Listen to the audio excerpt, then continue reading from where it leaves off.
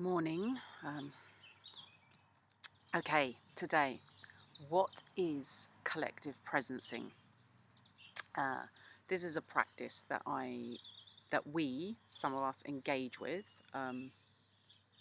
It's emerged out of the practices of the Circle Way and art of hosting, and it's emerged out of what was really a 5-year action learning experiment of women moving the edge.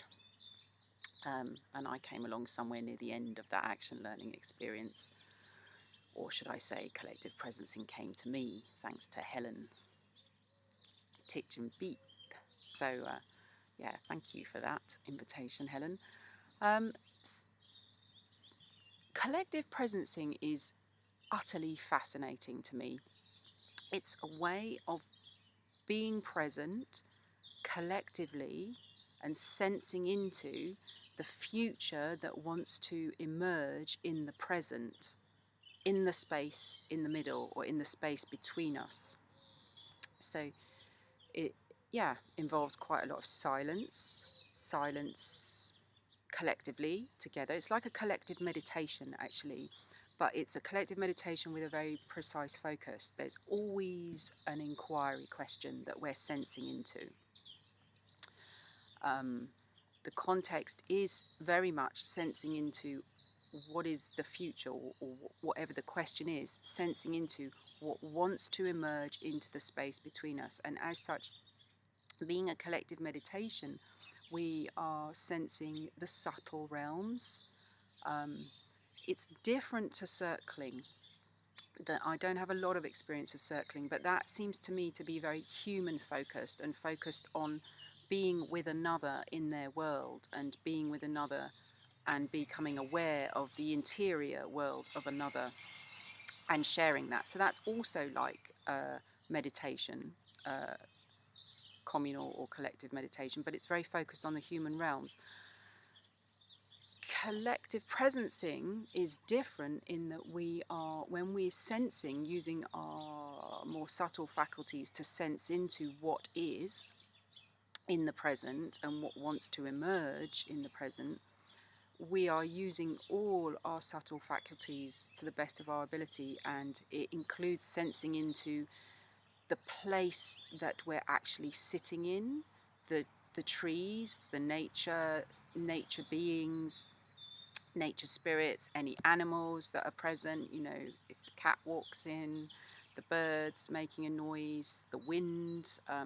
Recently I was in Belgium in a monastery, and we were gathered to sense into the inquiry question of how does this work, this new human capacity that we're building, travel into the world, staying true to its source.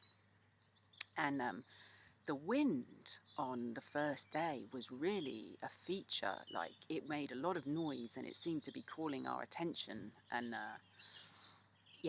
so the sensing is everything. It's not just sensing into everything. It's not just the human realms. It's being aware that we exist on a planet, and that planet exists within a cosmos, and we're not the only beings that exist on this planet, and we're not the only beings that exist in the cosmos. So we're open to sensing anything that wants to be a part of the unfolding of this inquiry question, and we sense into what is the inquiry question for the gathering. So it's like I don't know where to go next. First of all, we have to create a circle of presence, and that involves building the capacity for authentic collective wisdom. So everything that I bring or that I'm sensing is potentially a part of the collective process.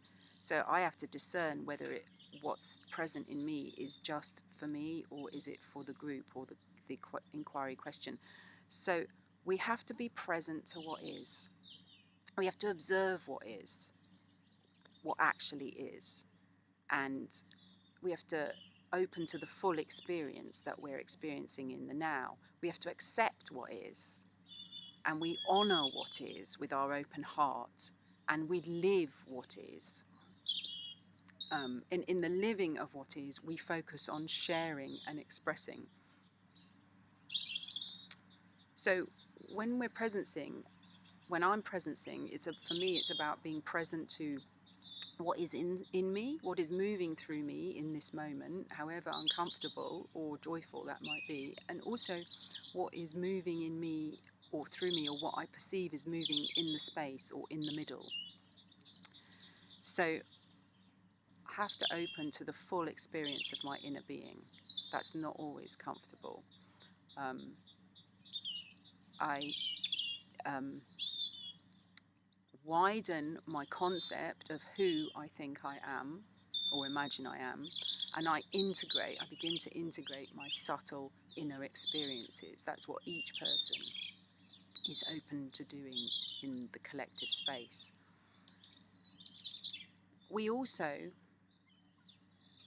in doing this together, we become aware inevitably of the other, and we're open to connecting to the inner being of the other or others. So it's about seeing their authentic self and integrating my shadow part. So if I'm projecting anything onto the other, I'm not really seeing them. So integrating the shadow aspect is also a very important aspect of this. In terms of the circle of presence, we begin a growing awareness of complexity and interrelatedness, and we widen our balance. So we deepen our heart, which is about our connectedness with all of humanity and our connectedness with the circle of life and our place in the circle of life, or the hoop of life, as the native Indians would call it. And in the we space, we start to I widen my view on the group's field. We all widen our view, and I start to see others' full potential. So we get to understand, it's about understanding holding space and allowing ourselves to be held by the group's field. It's not just holding. I also have to be able to relax into allowing myself to be held. And that is a very vulnerable space, or it can be a vulnerable space, so it's easier to do the holding. So this is where we open up to the authentic group. And then we have to really have courage to share. Like, I have to have courage to share my subtle insights, what I become aware of in my inner field. It might show up as an image, it might show up as a sensation or a feeling, it just might show up as a knowing. But if I don't have the courage to speak that into the group, it doesn't become available to the collective.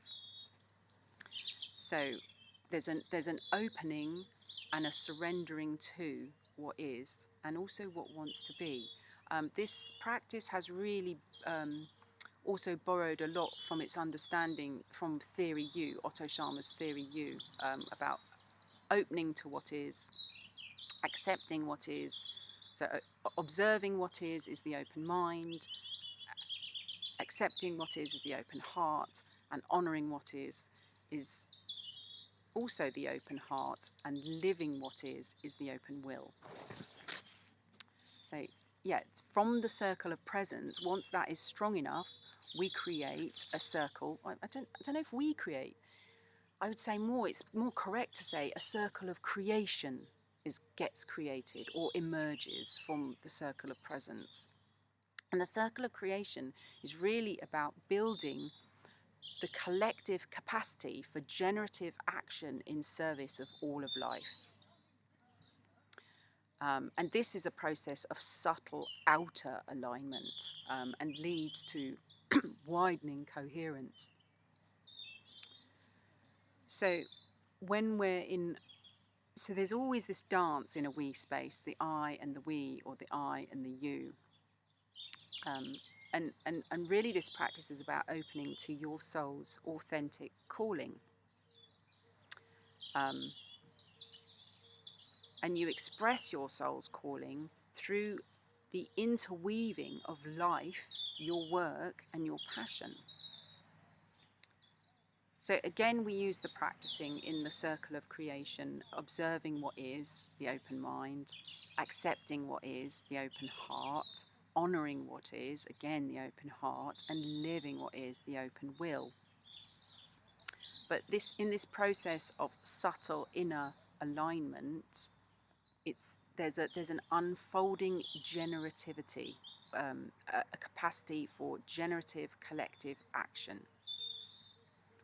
So we begin here to collectively source, collective sourcing.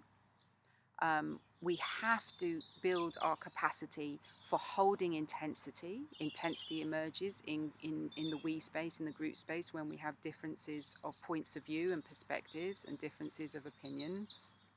And we also have to be willing and able to hold the not knowing, or sit in the not knowing. So we're inquiring at this stage into the question of what is the collective soul calling us to do. So yeah, we focus on like being in the now, we in the now and we in the here, and then we in the now and here, and the potential of that, of being fully present to what is, yet also sensing into what wants to emerge and what wants to move through us and what wants to become manifest here. So yeah, what if it's easy? It is a new human capacity. We're on the edges of being able to do it. We're developing this capacity. The only way to develop it is to practice it and to get together. Sometimes we do it online, we do it on Zoom a lot, or we can get together in physical groups, like we did at the Claseret in Belgium. So we become open to the interpenetration of all of life and the interweaving, and we call the future in. Yeah, so it's a process that is quite radical. For me, it's like it's like looking back to the ancient practices of our tribal roots, when we used to sit in council whenever there was an issue or a problem to solve for the tribe, and everybody's voice was welcome, but we would be sensing in, and there would be a lot of silence as we sensed into what really wanted to happen. But at the same time, I feel like this practice is looking forward to the future, and we're developing new capacities that we haven't had before. And yeah, the only way to do that is practice, practice, practice.